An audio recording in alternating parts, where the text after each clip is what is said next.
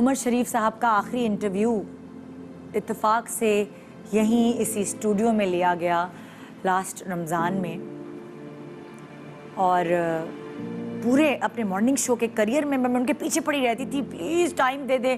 एक दफ़ा वो मेरे मॉर्निंग शो पे आए थे जब हमने रिकॉर्ड किया था शो, क्योंकि वो सुबह नहीं उठ सकते थे।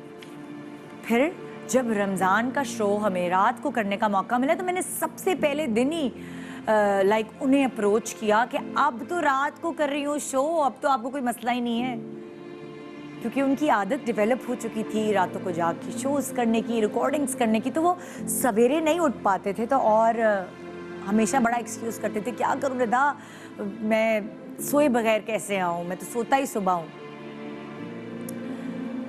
अगर मैं आपकी याद दहानी के लिए आपको दिखाऊं, हमारे पास जो आखिरी इंटरव्यू उनका मौजूद है, जिस वक्त उनकी शायद आवाज़ भी लड़खड़ा रही थी, लेकिन जो मिज़ा है उसमें कहीं लर्जिश नहीं थी। आइए क्लिप देखते हैं।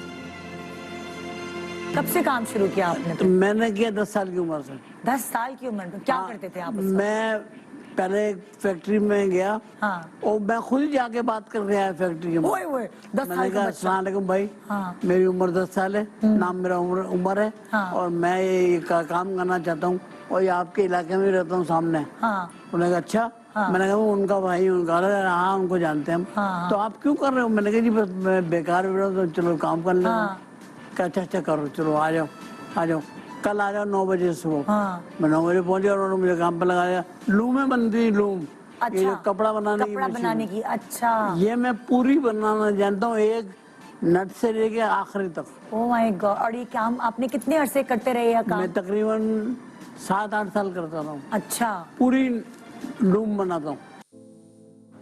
इत्तेफाक ऐसा हुआ कि इस साल जो उनकी लास्ट बर्थडे सेलिब्रेट की गई, वो भी मैंने और यासिन ने मिलकर की। और आज सच हम बहुत पहले कभी उनकी बर्थडेज अटेंड करने गए होंगे उनके घर खाने पे, लेकिन उनकी आखिरी सालगिरह हमने मनाई। और मुझे ऐसा लगा कि इस वक्त उनको हमारी ज़्यादा ज़रूरत है। वो बीमार हैं, इस वक्त हमें उनसे ज़्यादा मिलना चाहिए। वो लोनलीनेस उनके पास होनी नहीं चाहिए, क्योंकि उनको आदत थी, मतलब उनका ये एक रूटीन था कि काम हो या ना हो, लेकिन एक बैठक उनके घर में होती थी। और वो जो लोगों का बैठना, उनसे बातें करना, वो उनके लिए, उनकी ज़िंदा रहने के लिए उनकी दवाई थी।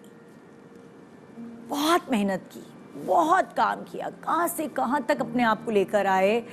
और ये एक ऐसा शख्स था जो काम से नहीं घबराता था, कितना भी काम करवा लो। इनकी पूरी ज़िंदगी हमारे सामने है, हमारा घर आना जाना, मेरे अम्मी अब्बू को उतना रिस्पेक्ट देना, साथ काम किया।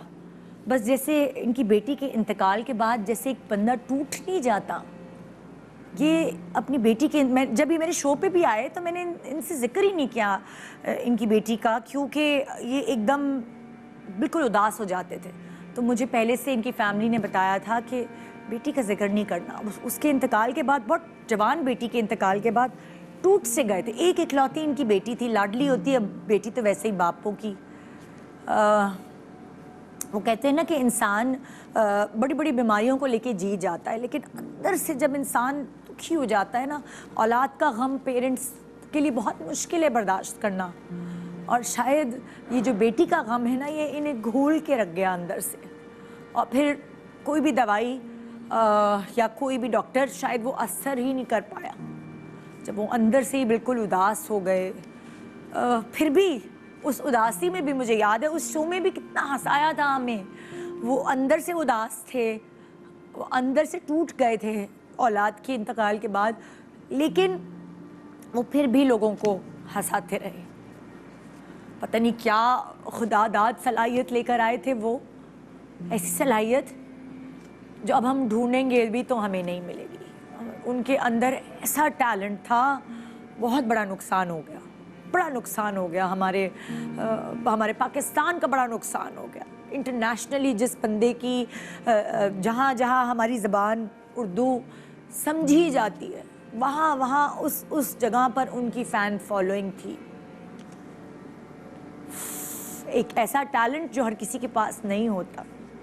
बहरहाल वो चले गए इस दुनिया से, लेकिन हमारे दिलों में हमेशा वो ज़िंदा रहेंगे, उनकी ख़ास जगह है। इतनी रिस्पेक्ट, इतना मतलब लाइक उनके सामने हमारी ज़बान ही नहीं खुलती थी।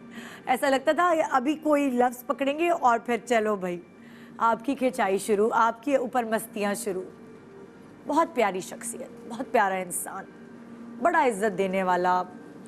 उनके इंटरव्यूज़ में जैसे गेस्ट बन के जाते थे तो ऐसा होता था कि लाइक पता नहीं कहाँ जा रहे हैं हम, इतनी एक्साइटमेंट होती थी। और हंस हंस के मेरे तो पेट में बल पड़ जाया करते थे। कौन सी जगह ऐसी है। मैंने नहीं सोचा था कि इस शख्स के बारे में जब बात करूँगी तो दिल उदास होगा, आँख में आंसू आएंगे, लेकिन बड़ी वाकई उनसे सब बहुत दिल से मोहब्बत करते थे। आज मुझे लगा कि आज कोई और हम प्रोग्राम कर ही नहीं सकते। सैटरडे संडे ज़ाहिर है हमारा शो नहीं होता, लेकिन मैंने जैसे ही उनकी खबर सुनी तो मैंने कहा यार इतना बड़ा लेजेंड चला गया, हमारा बड़ा नुकसान हो गया, बड़ा नुकसान हो गया। आइए साथ मिलकर उन्हें याद करते हैं, उनके प्यारों के साथ। बहुत दोस्त हैं उनके इस इंडस्ट्री में, बहुत दोस्त हैं। कुछ दोस्तों को हमने यहाँ एक छत के नीचे जमा किया है। आइए मिलकर उनका जिक्र करते हैं, उनकी स्ट्रगल के बारे में बात करते हैं, उनकी काइंडनेस के बारे में बात करते हैं। और आई डोंट नो, मैं पता नहीं बात कर पाऊँगी कि नहीं, लेकिन बहुत सारी ऐसी पर्सनल बातें मुझे उनके बारे में पता हैं जो मेरे अम्मी अब्बू के ज़रिए मुझे पता चली कि वो कितने हमदर्द इंसान थे। छोटा सा वक्फ़ा, वो कहे वो खुशियाँ जो हमने उनके साथ बैठ के सेलिब्रेट की, कोशिश करेंगे उनको उसी तरह खुशी खुशी याद रखें, क्योंकि शायद उन्हें भी नहीं अच्छा लगेगा कि हम उनके लिए इस तरह रोएं। सारी ज़िंदगी जो बंदा हंसाता रहा वो तो ये नहीं चाहेगा कि उसके लिए कोई इस तरह रोए। हमेशा हम उनके क्लिप्स देखेंगे और अपने चेहरे पर मुस्कुराहटें बिखेरते रहेंगे। वो कहीं नहीं गए और ना ही हम उन्हें अपने दिल से कहीं जाने देंगे। सामने को मुझे कहते हैं जी हेरा मानी। सब्सक्राइब करें यूट्यूब चैनल अगर आप ARY के ड्रामे देखना चाहते हैं, और अपना बहुत ख्याल रखिएगा। Thank you.